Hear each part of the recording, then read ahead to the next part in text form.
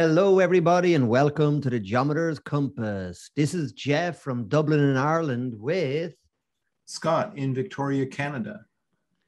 So you are listening to episode 13, and today we are going to be discussing a wonderful blog post that Scott wrote many years ago. I think it was 2014, maybe, Scott? Yeah, it's been a long time, for sure. And it's full of kind of rich alignments and archetypal principles and geometry of all kinds as well.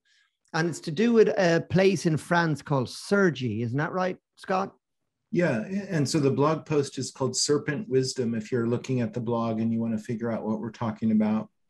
And there's a town about 30 kilometers from Paris called Cergy Pontoise. And so Pontoise was a village that was there for 500 years or something. But in the 1960s, they remade the place, and then they called it Cergy, Cergy. Mm-hmm.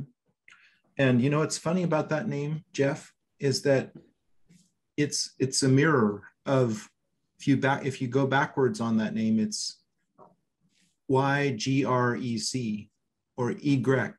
And this is the way the French call the letter Y in English, the Greek Y. And it's funny that it's the mirror image of that, right? And that's what Cergy is all about, I think. It's this mirroring, this kind of fascinating mirror that can go either way. You can look at things in two ways. And the more I think about this over these years since I've written the post, I think it's one of my best blog posts because it really gets into this archetype of the serpent with the forked tongue, and how it has these two possible ways of interpretation. And I see this as something that's relevant to today's cultural milieu that we're in, where it seems like for any activity that happens, there's two ways of looking at it. There's the straight ahead way, the official way, and then there's the conspiratorial way, which sort of takes the opposite view. And so that's something that's relevant and timely, but this is something that transcends the moment as well, because it's such a deep rooted, fundamental, irreducible duality. It's kind of like the Vesca Piscis is in sacred geometry, where you have the two equal sized circles that represent a kind of equality, but also a duality that emerges from this relationship. I hear you. Yeah, it's like, so from a geometric perspective, or the archetypal quality we're discussing here in this particular episode is one of duality. It's kind of two-ness, isn't it? From the qualitative aspect of number. It's like it's like night, day, black, white, any sort of union of opposites or even play of opposites, essentially, is kind of what you're talking about. That's right. And I read an essay by the late Philip Coppens years ago, who is a journalist who covered kind of esoteric matters, more or less. And it really got me fascinated with Cergy. And so then I wrote this blog post about it sometime later. But I just kind of want to give you a few of the highlights of this place to get Please give us an overview, into the mystery of Cergy and why it's so fascinating, Yeah, please go ahead. Okay, so in the 1980s, famous architect Ricardo Bofill made this central complex at Cergy, and it's got a kind of circular plaza there with a square tower in the middle. So if you look at it in the floor plan view, it's like a circumpunct, like a circle with a dot in the middle. And that's a solar symbol. Okay, and this tower is fascinating in the metrology because it's 36 meters high, it's 3.6 meters wide. There is a ring of 360 paving stones around it, each measuring 36 centimeters wide. So are you starting to see the pattern? It's all about 36. It sounds pretty considered. Yeah, exactly. And so what's fascinating is the sum of the numbers 1 to 36 is 666, which of course is a solar number. Hmm. And I'm referring to my book, Taking Measure for This Data. You know, I put it in there. And just as an aside, what's fascinating is the number of the moon is 1080, you know, because that's the radius in miles. And also the element silver has an atomic weight of 108, which has always been associated with the moon.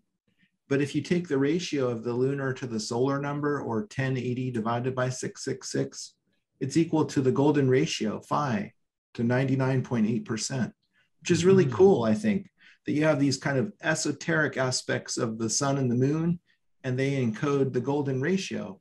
That's very really cool. Very cool. Scott, can I ask how you say that 666 is a solar number? You know, I know that that's a loaded number. You know, some people think instantly of the number of the beast, and it has a little bit of a rep that precedes it, doesn't it? Sure, yeah. But yeah, would you mind if I just ask you to explain how you link 666 to the sun? Well, that comes from the magic squares. There's all these magic squares, and they're associated with the planets and the sun. And the 6x6 magic square is always been associated with the sun. And its total sum is 666, because each row and column adds up to 111.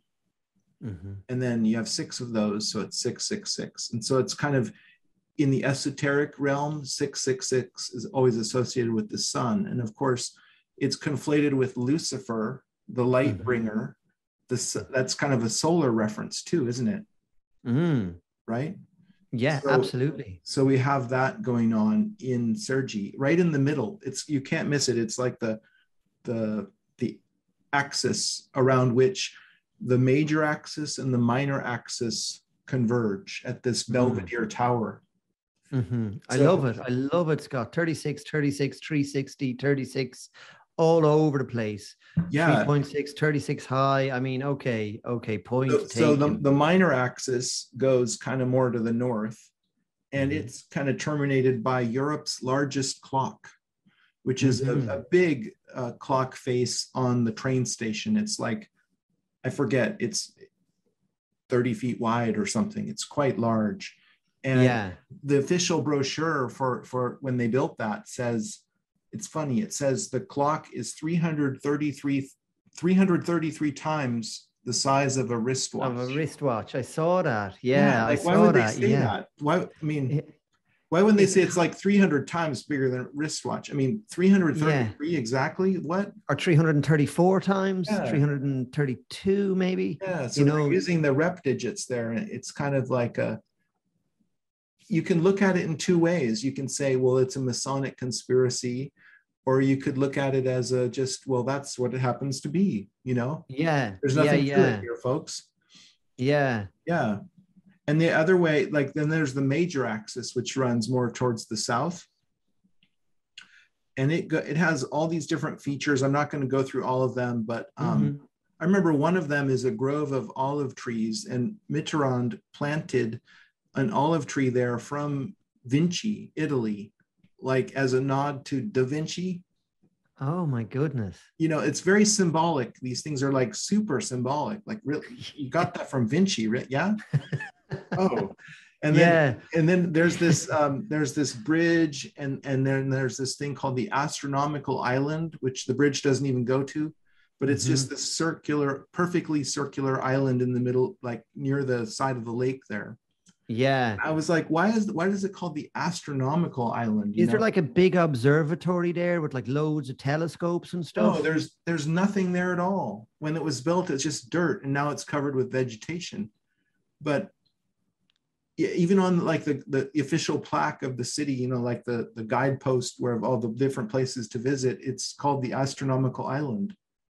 And I was just like, why is that? So I pulled out Google Earth, you know, and I was like measuring things, trying to figure out, what does this have, like astronomically speaking, you know, what's going on? And I didn't find an astronomical link, but I found terrestrial ones that are really fascinating.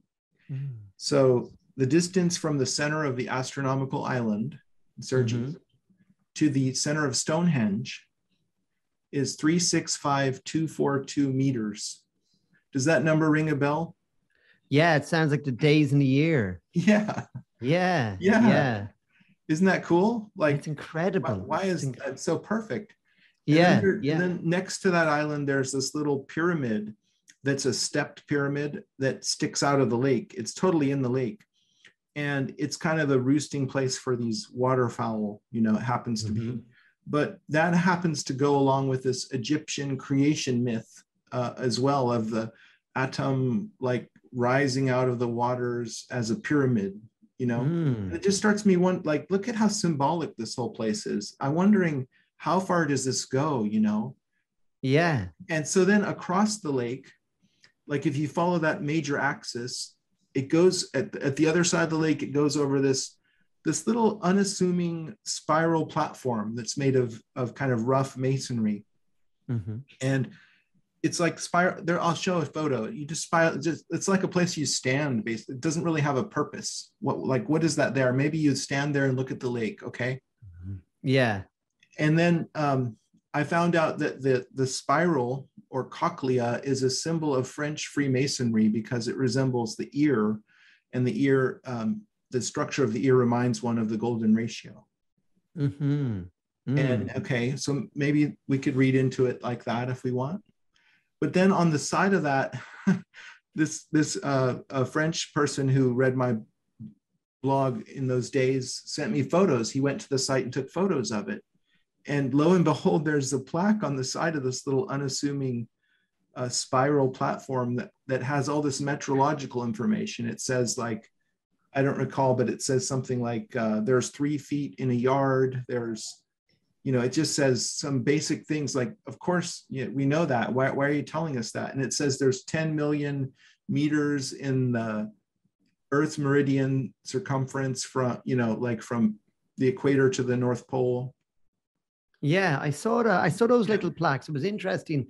Was 1720 there as well in feet or something? I jumped out at me, you know. It has all this total like dry metrological information. Like what?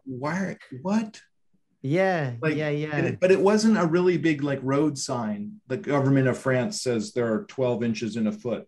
Yeah. In a yard. No, it wasn't like that. It was just like this little unassuming plaque on the side of this little spiral mound. A spiral. Yeah, that was very interesting. And are you sure that wasn't some geometry nerd like you and I just went out and stuck up a couple of plaques? Because it nearly looked like that, you know? If you look at the photo, it looks old. It looks partially rusted, and then it was kind of repainted by hand. Yeah, I agree. Like lovingly repainted so that you wouldn't miss out the fact that, you know, there's this equation of, you know, how many inches are in a foot or something like that.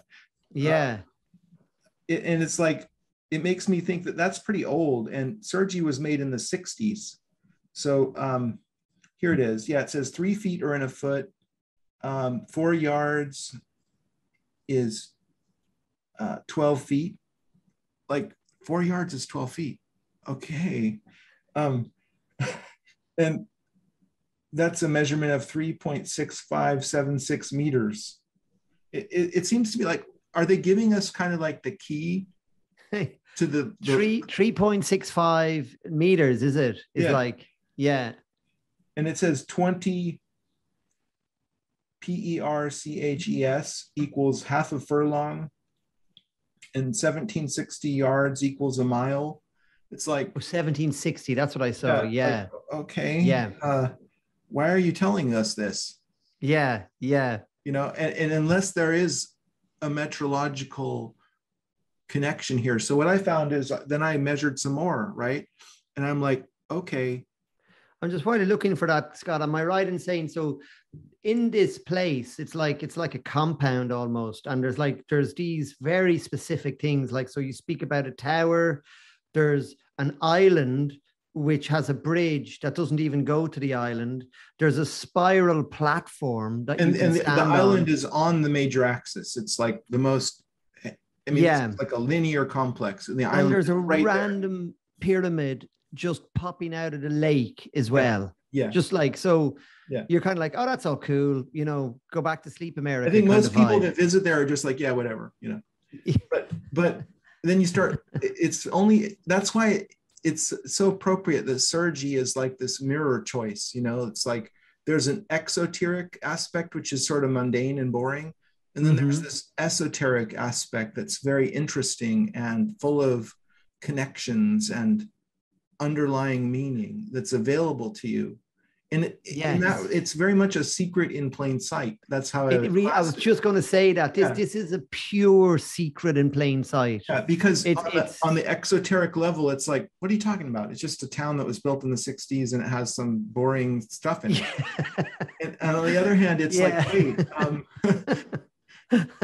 it's like the world axis here, and it's super important. With the secret key to the universe on these little plaques on the side of the spiral platform. So do you remember how important that statue of Louis the Sun King in Paris next to the Louvre pyramid is in that whole complex? It represents the start point of the historical axis. It represents the body of a man as he's kind of going towards apotheosis in the Grand Arch. Yes. All the way across the central part of Paris. Okay, so the distance from that statue of Louis on horseback, which was made by Bernini, by the way, the same architect of the Vatican, which is fascinating. Okay. But anyway, the distance from that horse to the tower, the Belvedere Tower in Cergy. The 36-meter tower. Yeah, the 36-meter tower. It's exactly 33,000 yards. 33,000 yards, exactly. Yeah. Like almost pinpoint. Yeah. Okay, that's the highest degree one can get in the Scottish Rite of Freemasonry. It's a rep digit, I'll give you that. It's the number, like some people say there's 33 bones in the spine. I think there's really only 32, but then the skull would be the 33rd. And that kind of mirrors the Scottish Rite in that you can earn 32 degrees on your own, and then you have to be invited to the top level, the 33rd degree. It's sort of like that. It's like the Kundalini energy goes all the way up the spine, and then it reaches the cranium, and it's like then now you're enlightened. Yes, yeah. And so it ties in with Cergy with the snake symbolism as well. With the kind of choice that Eve had in the Garden of Eden about whether to eat the apple. Like God said, here's this apple tree that makes you smart and wise, but don't eat it. And so she was faced with that, Scott. Actually, sorry to talk over you, but just the title of your blog post is like Serpent Wisdom and Cergy or something like that. Yeah. And so, I'd like to hear more about how do you see serpent wisdom in Cergy, or is there serpent wisdom, or is it more just that's the metaphor you arrived at after decoding the symbolism in Cergy?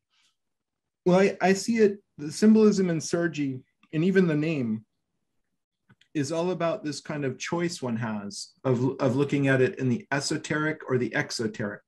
Okay, and that's very similar to the choice that Eve was given by God in the Bible story about, here's this tree of apples that is about knowledge, but don't eat it. And so she's faced with this conundrum of, do I do what I'm told, or do I think for myself? And in my opinion, thank goodness she thought for herself, because then she attained knowledge, and that's kind of what I find as a kind of heroic pursuit, is trying to learn. I think life is primarily about learning, not just doing what you're told. Although when you look at human development, and when I think of my own son, when he was a little kid, he, when you go through a certain early stage, you have this very egoic expression of like, you're just stuck in your ego, right? And it's important as parents that your child does what they're told. Like, don't cross the street, don't jump into the well. Don't jump into the well. Like, do what we say, and so in an early stage, you really want your children to do what they're told. Yes. And that's very important. And then later, though, you hope that they, usually this happens when they're like a tween or a teen. They don't do what you say. They think for themselves. Thank goodness they think for themselves. Because they're destined to lead their own lives, and they better be thinking for themselves, because I'm not going to be around to tell them what to do.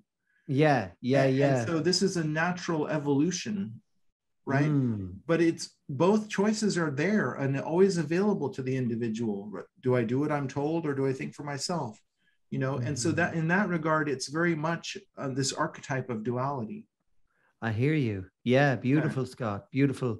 So it's this choice of, do I look at Cergy as just a random park in France? It has some weird stuff. It has a pyramid in a lake. It has a tower over there, whatever. It's a bit boring. It has an island I can't even get to, but I don't even want to because there's nothing on it anyway. Yeah. And so you just go back home and have a boring evening with yourself. That's one way of interacting with this particular place. Yeah. A second way of interacting with this place is, hang on a minute, like, what height is that tower actually? Oh, that's interesting. And what's the diameter of that tower? Oh, okay. And what size are those tiles around it? Are you sure? Is everything 36? That's a lot of 36s, like, also, the distance between the buildings is it's I think 3.6 meters. It's like everything is the 36 there. Okay. So you're just like, what are they just obsessed? Like, usually architects don't get numerologically obsessed. Yeah. Usually they're not. It's about other things. It's not about we have to encode this number at all costs in everything that we do.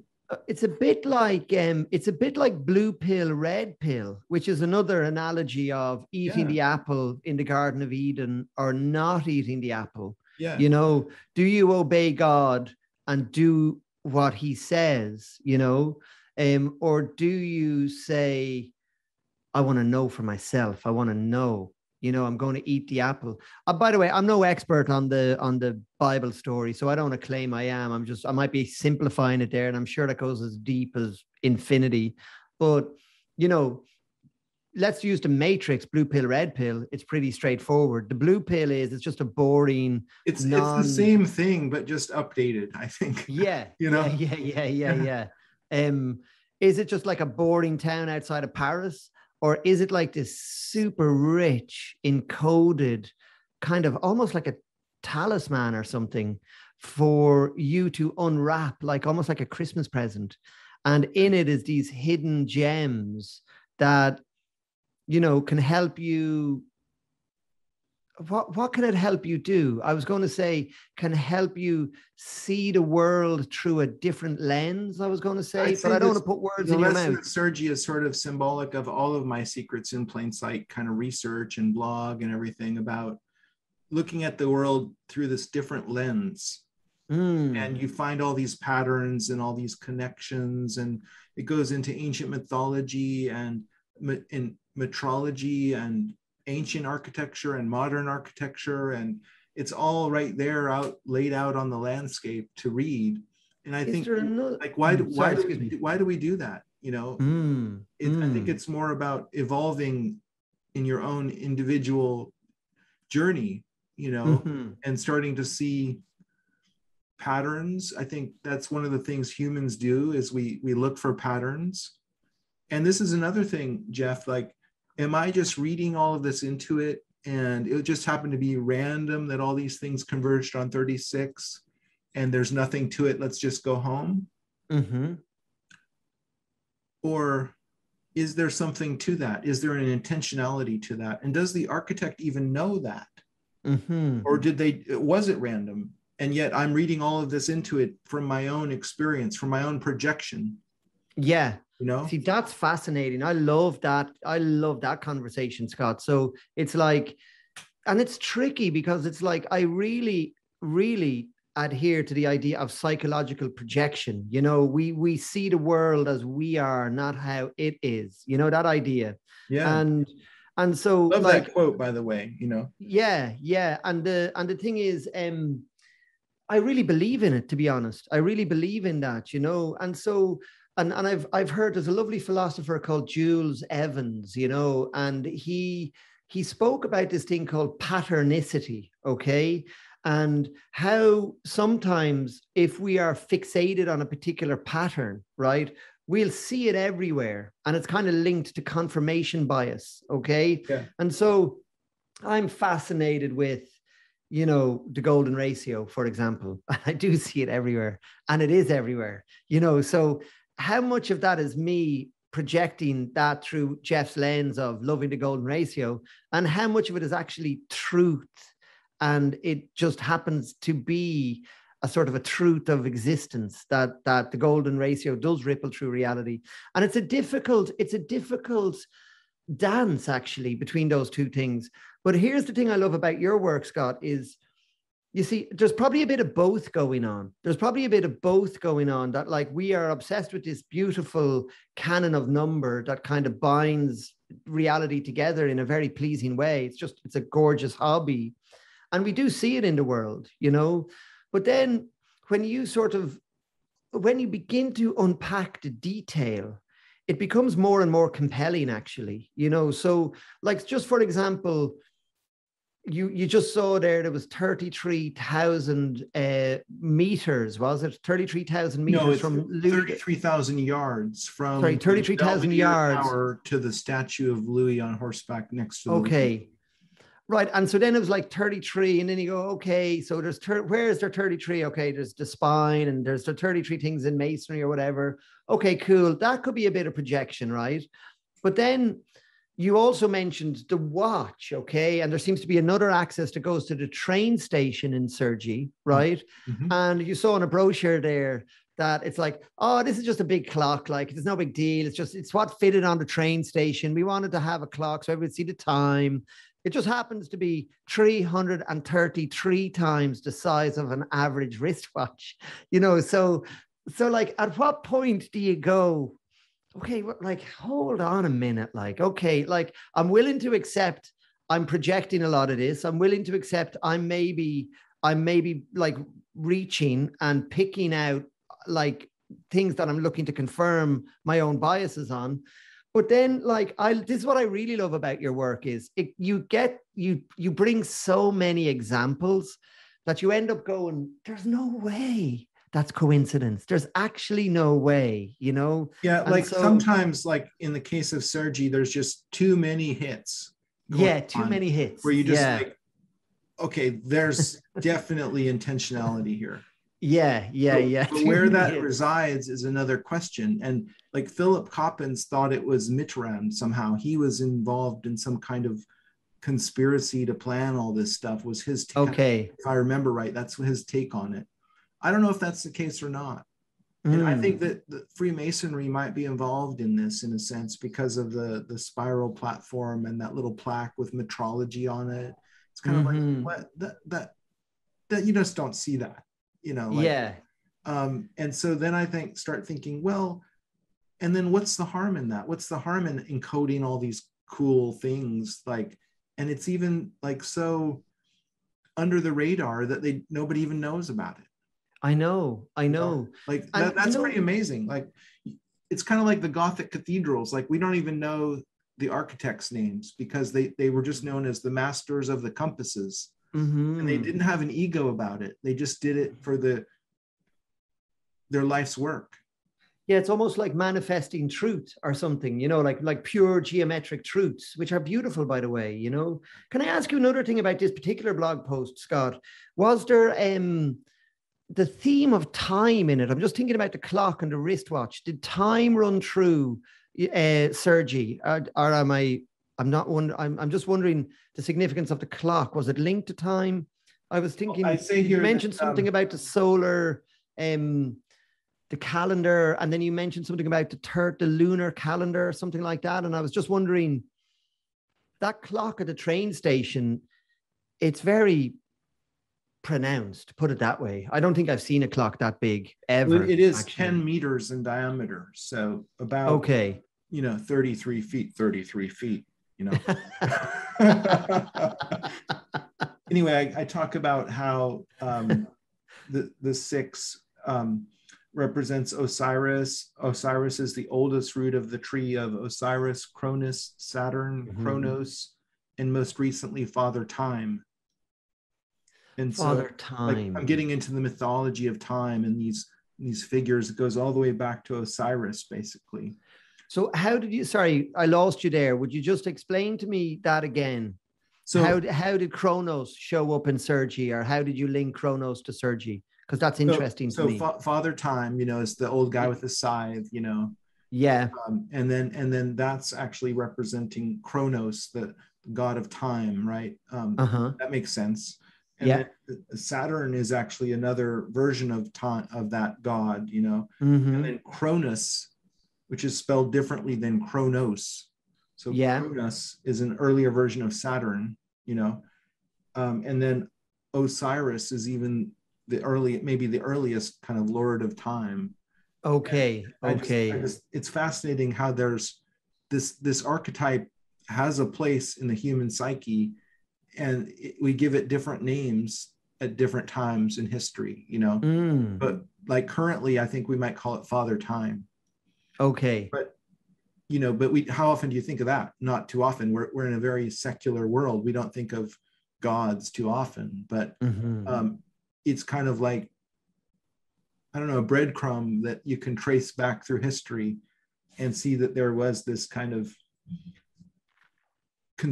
Saturn, like astrologically speaking, is a difficult planet because it's very much about structure and, things happen in time, in their and boundaries, and constriction, isn't it? These are the archetypal qualities about it. That's it. Yeah. Kind of, you could equate it with being told what to do. Yeah. Do you know what I mean? Yeah. It kind of links back to that idea of, and this is the most beautiful thing about this whole blog post. And I don't want to jump too far ahead, but like, if I'm understanding you right, essentially the whole trip with this Cergy thing, it's an invitation to you to, awaken to your own power, that you have the choice to see it as this kind of esoteric golden key that has all of these beautiful truths. I wouldn't even say hidden, available for you if you just have the eyes to see them, or you can just go, what kind of like numbskull decided to put a random pyramid there and a tower there and an island that has no bridge? You'd be like, what? It's nothing, but the thing that the coolest thing about it is, if we're being like invited to sort of think for ourselves, then that has to be like a valuable quality for human progress, where people honestly think for themselves. They trust their kind of innate wisdom inside themselves. You know what I mean? Yeah. And I was saying earlier, it's like a developmental issue. Like earlier on, it's important that you do what you're told. Yeah. And we hope that at a certain point you flip that around and you think for yourself as an adult. Yeah. And so this is where it's beautiful, is both ways are very important. And one way isn't right and the other one wrong. You see, because they're both necessary to explore the full human condition. Yes. Sometimes we have to do what we're told. Yes. The police officer says, move along. Yeah. Are you going to mess with the police officer, or are you going to move along? Yeah. Probably move along. Yeah. But then there's other times you have to think for yourself. You have to think, well, I'm going to disobey this unjust law as a means of protest or something. And you might have in your own mind a validation for doing that. But it's all up to the individual, right? Because where do you draw that line? Well, that's your business. Yeah. That's up. I can't tell you how to do that. That's up to you. And so it's an irreducible duality. Yeah. And I love that, because you can't just say one way is right and the other way is wrong. It's like, well, that way might be right for you right now. And I have to respect that. Yeah. I think it's more wise. That's where the wisdom starts to come in, with the serpent wisdom. Is that knowing what tool to use when. Yeah. And you know that it's valid and appropriate for people to act in the way that suits their current level of development or their current feeling at the moment. And you're not right any more than they're right. Or you could say that we're all right. We all have a partial truth. Yeah, depending where you're seeing it from. You know, it is right from that perspective. Yeah, I know what you mean. But then it's kind of, you know, I like what you're saying about archetypes, you know, that I like to look at archetypes that, you know, Saturn is this big, bad, nasty planet, which, you know, has this kind of like oppressive energy to it, which kind of closes you down, you know, confines you, doesn't let you kind of like get loose and break free. And, you know, that kind of sounds awful and horrible, you know, but actually on the finer qualities of that archetype, it actually is really helpful for fostering discipline, hard work, grounding. It awakens gravitas and kind of maturity, you know. Yeah. And so it's by engaging with the archetype of Saturn that you grow, actually. And so it's not like Saturn's a bad planet, you know. It's that those qualities, yeah, it has good and bad attributes, you know, or it has black and white sides is probably a better analogy. And they're not good or bad. They are appropriate for different people at different stages. Yeah, it's like if you just go all the way towards freedom, you have all the choices in the world, and you actually end up becoming paralyzed, maybe because there's too many choices and you have no idea which direction to go in. Yeah. And you need a little bit of that Saturn energy to be like giving you a structure in which to express your creativity. Yeah. It's like the sword of reason, kind of. Yeah. And that's helpful when used in moderation. Yeah. It's like freedom can be helpful in moderation, like within a structure, you know. But if you're purely free, then why are you even in a body? It's limiting. Yeah, it is. And you know, I think I'm no astrologer, you know, but I do like archetypal astrology. And I know that Jupiter is kind of sort of the contrast or the antidote to Saturn. And that's very much about expansion and growth and sort of like opening to sort of huge sort of exponential abundance and celebration and, you know, splitting open the head and this sort of stuff. And I think the whole point of like abiding in archetypal energies is that you need all of the qualities. Actually, you need to bring into harmony like Saturn, like this, you know, contraction, discipline, you know, being grounded, with being able to open your mind, see new ideas, see the world in new ways, be able to expand your consciousness while you keep one foot on the ground can be really helpful. Because if you just keep opening your mind and you're doing another heroic dose of LSD, that's great. Pretty soon you're completely ungrounded. You're just, you appear to be crazy. Yeah, and your brain can fall out, you know, which isn't, you know, you become, I love that line. It's like, open your mind, you know, but don't open it so much that your brain falls out. You know what I mean? Because you're going to need that when you need to know your zip code, you know? So it's a bit like holding the balance between these two. The other thing is, like, if you're too constricted, you're too under the influence of Saturn, you're going to be too closed down, you know, too unable to see the world in a way that is more expansive, you know, and maybe more vulnerable to just accept the propaganda machines of our age, which is hugely destructive, actually, you know. So you need both. You need both of these. I think that's the wisdom of Cergy is that you need both, and you can't eliminate the other side because you don't tend to like it right now. Because you need them both, and to be a total being, to be a whole healthy person, you need both sides. You are both sides, you know. And so Cergy is also Ygrec, right? And it's also the mundane town, and it's also this kind of esoteric choice, and it's all encoded in the same word, and we can't eliminate it. It's just all part and parcel of the same thing. The esoteric and the exoteric are riding together in the chariot together. And the person who gets to choose what it is you.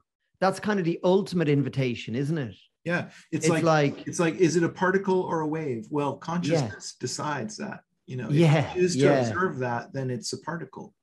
But if So if look, you on the leave it in wave of potential, it's a Cergy, wave. Yeah. let's just throw in a few more juicy kind of like details, because there are so many in it, you know. And then so I like the clock link, by the way. That clock, that time, you know, the fact that that clock at the train station is you know, in the brochure of 333 times the scale of a wristwatch. I just really like that. But you'd measured some stuff like far off, like you measured some stuff in Australia. You went to Canberra. Why did you go to Canberra, by the way? Like, did you just like decide, hey, Canberra, or was there a reason? You'd have to read the linear chain of events that led me there in the post. But Sure. one of the things is that the major axis of Cergy, you know, I wanted to know, where does that go? Uh-huh. You know, it obviously goes beyond the lake. Yes. So I drew the line and it goes right to the new French Pentagon, which is the home of the armed forces of France. And it's a new complex they built there. And if you look in Google Earth, it's blurred out because they don't want you to see it. Ah, okay. But I have a photo or a picture on my blog about the architectural model that the architect made when they were floating the design. And it's actually a hexagon. So it's funny that the French Pentagon is actually a hexagon. Because the hexagon is what France has been known as for hundreds of years. Are you aware of that, Geoff? Yeah, I saw that graphic in the blog post, you know, and the shape of the country of France resembles a hexagon, and I showed that in the graphic. Yeah, it's nice. Yeah, I did see that. So so that's where the axis of Cergy leads directly. And I thought, well, what is this? What is the meaning of this? Like symbolically, it leads to a hexagon, which is like what I was saying about like limitation. And the hexagon, I wrote another blog post about hexagons, and they're all about structure. And in fact, it's odd, but a lot of modern prisons are hexagons. I guess it's easier to keep track of people that way or something. But the hexagon is a symbol of structure. It's like how things fit together. It's how like ice forms these hexagonal structure. And so that's where I was going with the axis of Cergy leads to that kind of structure. And it's the head of the Department of Defense, is it? Okay, wow. So like it's not like the headquarters of the distribution center of like a big supermarket chain or something, you know, like it's a pretty significant thing. Oh, it's the headquarters of defense, you know, it's always these like important things. But then did you run that line further, like across the planet? And did that line lead to Canberra? So the astronomical island in Cergy, which is becoming like a world axis, okay? Remember, it's 365,242 meters to Stonehenge, okay? Yes. Well, it turns out it's 55,555,555 feet from the center of the astronomical island to the center of Parliament House in Canberra, Australia. And that's also equal to, you know, 666, 666, 666 inches. And I knew this because the Washington Monument in DC is 555.5 feet high, which is 6,666 inches. So there's always, with, you know, when you're counting by 10s or 12s, you have this 5 and 6 thing going on, which is fascinating as well. Like, you know, the French Center of Armed Forces is a hexagon. The one in the United States is a pentagon. Yes. You know? And, you know, of all the forms, why do they choose those, you know? Yes. I know. It's just fascinating how all of these things play out, you know? It is. And the thing is, you kind of go, oh yeah, whatever. Of course, the line goes to Canberra. Like it has to go somewhere, you know, it rolls along the planet, you know, like whatever, Scott. Well, you know, it's like actually that the axis doesn't go there. It's just a point-to-point distance measurement.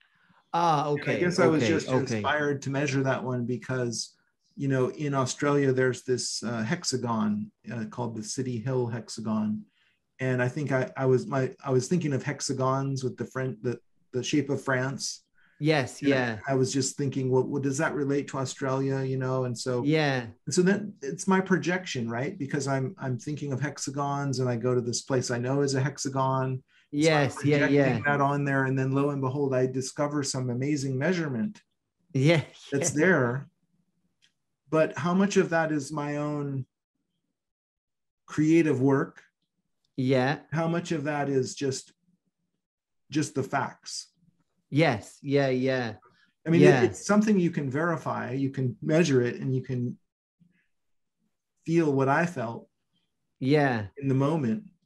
But Yeah. I don't know. How much are we And, supposed to read into that? mhm. And then this boils back to the ultimate point of being the only person that can really work that out for Scott is Scott, and the only person who can really work that out for dear listener is dear listener, and then so the overall goal of all of this is kind of self-empowerment of some kind, our transformation, our personal growth, where you're like, I mean, for me personally, all those 36s wrapped around that tower, the alignment leading to that clock, the 33,000 to the Louis XIV statue, right to the top of the tower, there's too many hits, as you say, for that just to be Scott projecting or Geoff projecting, But I think I've succeeded largely in my mission, was to get people to think for themselves, to think that's about what this. it's about. Don't take my word as a gospel. I don't want you to take it literally. I want you to take it, figuratively, metaphorically, for the archetypes in your own soul. Yeah, you can decide how much of that is significant on your own. Yeah, but at least I got you thinking about it, right? That was my goal, and I think I worked really well. Beautiful.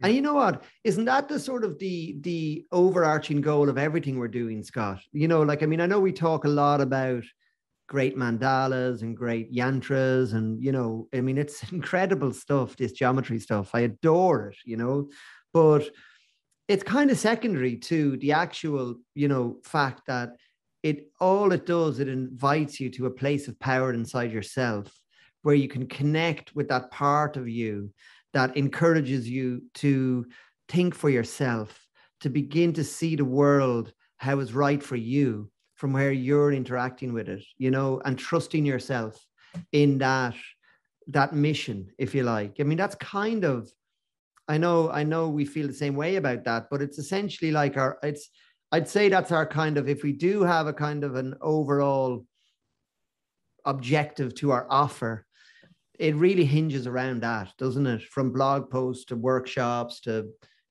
any of our courses. I mean, ultimately, if we're doing it right, that's what we're trying to sort of foster, encourage, promote, is this idea that, there's a fantastic wisdom inside all of us that we can sort of learn to trust.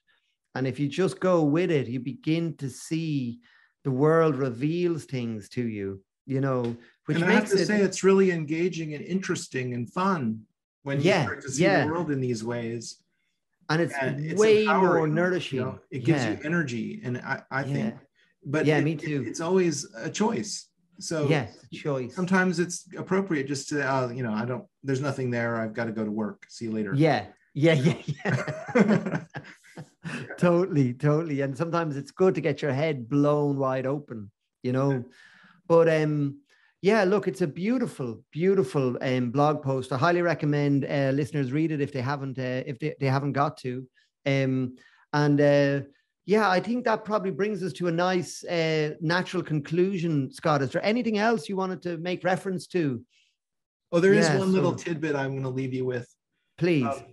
So, Apple Computer, their symbol is the apple with a bite taken out of it, right? Yeah. And so that's right. What does that remind you of?